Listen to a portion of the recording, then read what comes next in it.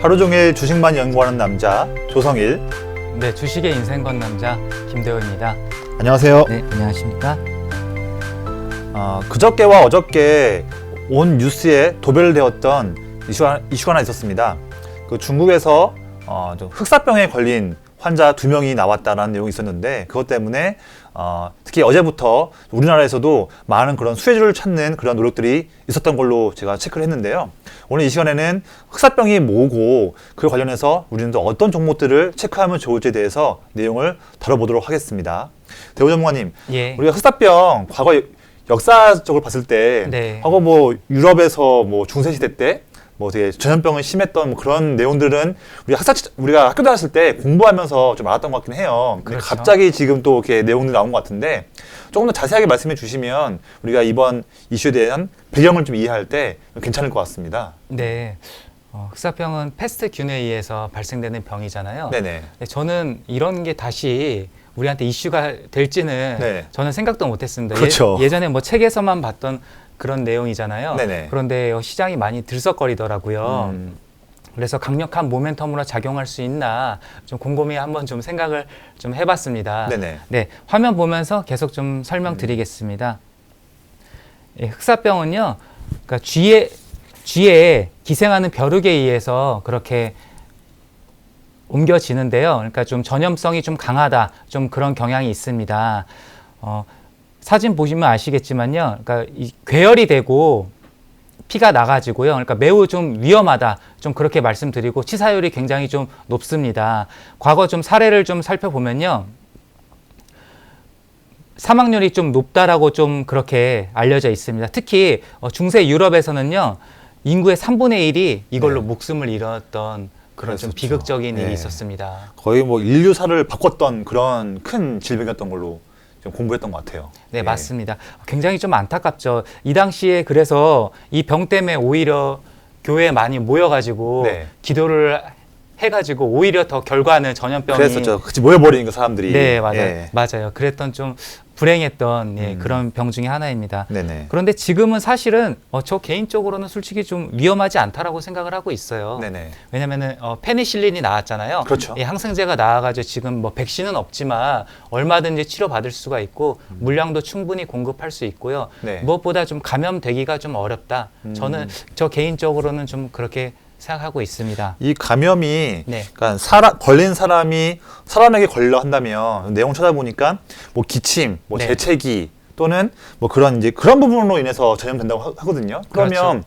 뭐 기침 같은 경우는 기침을 안 하면 네. 기침을 최대한 덜 하게끔 하거나 그렇죠. 그걸 방지할 수 있게 된다 한다면, 이거는 사람에서 사람으로 전염이 안 될 수도 있는 거잖아요. 맞습니다. 어떻게 보면 되게 좀 방역이 쉬울 수도 있는 그런 질병 같아요. 그렇죠. 또 우리나라는 안전지대잖아요. 네. 예, 그렇기 때문에 그리고 이게 사망률이 나오는 게 사실 인구 대비로 보면요, 어떤 통계를 볼 때는 감기로 독감으로 사망하는 경우도 굉장히 많잖아요. 그렇죠. 예. 예, 전체 인구로 봤을 때도 그러니까 위험성도 크지 않고 그렇다. 저는 뭐 장기적인 그런 모멘텀으로 좀 발생되기는 좀 어렵지 않을까? 저는 좀 그렇게 생각하고 있습니다. 맞아요. 저도 얼마 전에 네. 한국 질병관리본부에서 예. 흑사병 환자가 혹시나 만약에 우리나라에 유입이 된다 한다면 이미 그에 대응할 수 있는 항생제가 많이 있기 때문에 바로 대응할 수 있다라고 이렇게 언급했던 걸로 제가 내용을 체크해봤습니다. 그렇습니다. 이런 그렇네요. 뭐 모멘텀이 생겨서 뭐 급등을 할 것 같아서 좋아하시는 그런 투자자분들도 계신데 네. 저는 이게 증시에 부정적이다 생각해요. 아, 왜냐면은 예. 이런 이 테마로 급등하는 분야는 매우 시총이 작은 분야인데 네. 이걸로 인해서 항공이나 여행업종 중국에 또 발생되면은 어떻게 돼요? 그럴 수 그러면은 있네요. 그쪽 맞아요. 부분이 많이 타격을 얻게 되잖아요. 네네. 그러니까 전체적으로 증시에 그렇게 큰 호재가 될 만한 또한 장기적인 모멘텀으로 작용되기는 어렵다. 네네. 저는 좀 그렇게 보고 있습니다. 그렇군요. 예. 혹시 그러시다면 네. 어쨌든 그래도 우리가 이제 테마주로 한다면 네. 그래도 이게 분명히 또 조만간, 오늘은 다 음봉으로 좀 마감이 되었지만 그렇죠. 다시 한번 또 뉴스 한번 나오게 되면 또 오를 수는 있을 것 같습니다. 예, 그렇죠. 왜냐하면 항상 이 질병 관련 테마주들은요, 아시겠지만 맞습니다. 해당 질병이 뭐 사그러들거나 또는 완벽하게 방역이 되기 전까지는요, 네. 어쨌든 병은 있는 거니까 계속 맞습니다. 등락을 심하게 하거든요. 예, 맞습니다. 사실 우리가 주식 투자를 할 때 저는 물론 개인적으로는 테마주를 그렇게 좋아하는 편은 아니지만 네, 어쨌든 솔직히 수익 내준 종목이 좋은 종목이잖아요. 맞습니다. 그러면 뭐 중장기 투자가 아니라 단타라고 하더라도 등락을 통해서 수익을 낼 수 있는 기회가 있다면 그 종목은 또 좋은 종목이거든요. 맞습니다. 예, 그래서 이에 대한 관심을 꺼버릴 필요는 없다고 봅니다. 그렇죠. 그래서 완벽한 방역이 되지 아직 그런 내용이 안 나왔다 한다면 분명 다시 한번 또 매매를 할 수 있는 좀 기회는 줄 수 있을 것이다. 네, 그래서 우리는 맞습니다. 그거에 대해서 또 미리 스터디를 해서 비록 오늘은 주가가 아침 대비해서 많이 빠졌지만 네, 언제가 또 올 수 있는 기회를 준비하기 위해서 공부를 해야 한다. 저는 그런 부분을 좀 보고 있습니다. 그래서 네. 혹시 대호 전문가님께서는 이런 관점으로 본다 한다면 좀 어떤 종목군을 좀 보면 좋을까요? 네. 저는 그렇게 생각합니다. 주식의 신은 좀 너그럽습니다. 네. 예, 처음에 단 한 번만에 그렇게 고점이 되지 않습니다. 말씀하신 것처럼 사라질 모멘텀이라 하더라도 나오자마자 바로 샀던 경우는 탈출할 수 있는 경우가 좀 많다. 네. 좀 그렇게 좀 말씀드립니다. 화면 보면서 좀 계속 말씀드리겠습니다.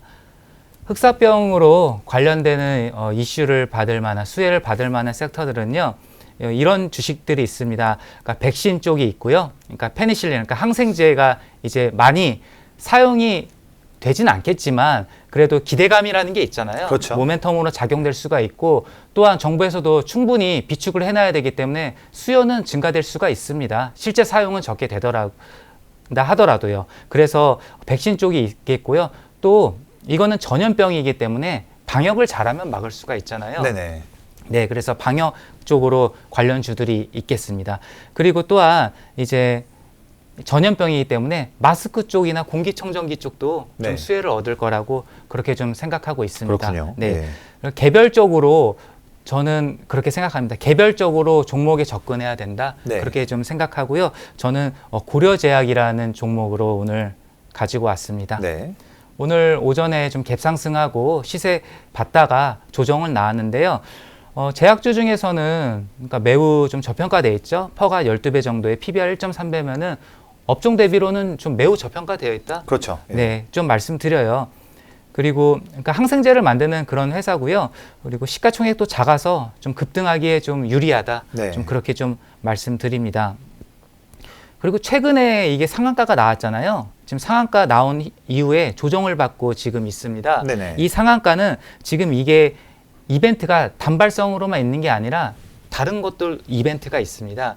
어떤 거죠? 네, 최근에 그 FDA 승인 치료제를 그러니까 자회사가 보유하고 있다라는 그런 이벤트성으로 네. 그래서 최근에 상한가를 나온 적이 있습니다. 아, 그렇군요. 그래서 예. 이 종목은 제가 봤을 때 이 모멘텀, 그러니까 패스트뿐만이 아니라 이 모멘텀, 상한가를 만들었던 모멘텀으로라도 네. 다시 급등 나올 수가 있다. 그러겠네요. 그래서 좀 안전장치가 있다. 상대적으로 좀 그렇게 생각하고 밸류에이션도 매우 낮다. 저는 좀 그렇게 말씀드립니다. 어떻게 보면 저렇게 주가가 횡보하다가 어떤 특정한 이슈로 인해서 거래량 터지면서 상한가를 급기야 만들었던 그 분명 세력이 있을 건데 그렇죠. 그 세력이 최근에 지금 일주일 동안 주가가 빠졌다고 한다면 다시 한번 또 본인들도 수익을 내고 빠져나가기 엑시트하기 위해서는 한 번 더 시세를 낼 수 있는 그런 확률이 없다는 그런 부분이겠죠. 맞습니다. 예. 제가 주식의 신은 너그럽다라고 한 게 네. 상한가를 만들고 첫 상한가는 탈출을 해야 될 거 아니에요. 네네. 상한가를 만들었으면요. 그렇죠. 그래서 고점에서 상한가 나온 거면 대단히 좀 위험할 수가 있지만 네. 조정받다가 첫 상한가가 나오고 밸류에이션도 낮다.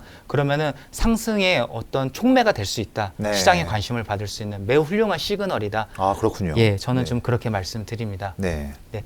전문가님께서도 네. 좋은 종목 있다라면 좀 네. 소개 좀 부탁드리겠습니다. 아, 예. 저는 마스크 쪽을 좀 집중해 봤어요. 네. 어쨌든 사람에서 사람으로 옮겨가려 한다면 이 패스트 같은 경우에는 기침, 재채기를 통해서 옮겨가는 거니까 그러면 아까 말씀드린 것처럼 마스크를 써서 기침을 피하거나 방지하면 되는 거 아닙니까? 그렇죠. 간단하잖아요. 맞습니다. 네, 또 제 마스크를 왜 집중했냐면 한 가지 테마에만 묶인 것이 아니라 애초부터 우리 미세먼지 테마도 엮였기 그렇죠. 때문에 지금도 지금 겨울인데도 미세먼지 지금 나오고 있지 않습니까? 맞습니다. 그러다 보니까 이 마스크 관련한 종목들은요 이 흑사병뿐만 아니라 미세먼지 양쪽 테마에 다 걸릴 수 있는 그런 종목이기 때문에 우리가 단기 매매를 한다 하더라도 엮여있는 좋은 테마가 여러 개 있으면 뭐든 걸리면 되는 거지 않습니까? 맞습니다. 예. 그런 쪽에 대한 확률도 높일 수 있는 그런 쪽으로 저는 접근해 봤고요. 그럼 마스크 관련한 종목들 중에서 뭐를 한번 볼 것인가 봤었을 때 화면에 보시는 것처럼 저는 50이라는 종목을 체크해 봤습니다. 우선 퍼가 7배고요. 네. PBR이 0.79배. 매우 낮고요. 예, 저평가 또 있네요. 마스크 관련한 종목들 테마주들이 많이 있지만 그중에서도 가장 본업 회사가 일하고 있는 본업에서 매출액도 커지고 있고 영업이익도 꾸준하게 잘 내고 있습니다. 그렇죠. 적자 보는 기업이 아니라는 거예요. 맞습니다. 화면에 보시는 것처럼 매년마다 1,500억 정도의 꾸준한 매출액을 내고 있고요. 올해에도 뭐 양호하고 또 매년마다 80억, 뭐 70억씩 꾸준하게 이익을 내고 있으면서 올해에도 1분기 18억, 2분기 21억. 그러니까 매출도 그냥 안정적으로 가고 있으면서 영업이익도 잘 내고 있는 그런 회사로 볼 수 있을 것 같습니다. PBR도 아까 낮고요. 그렇죠. 그런 관점으로 좀 접근해보고 싶고요.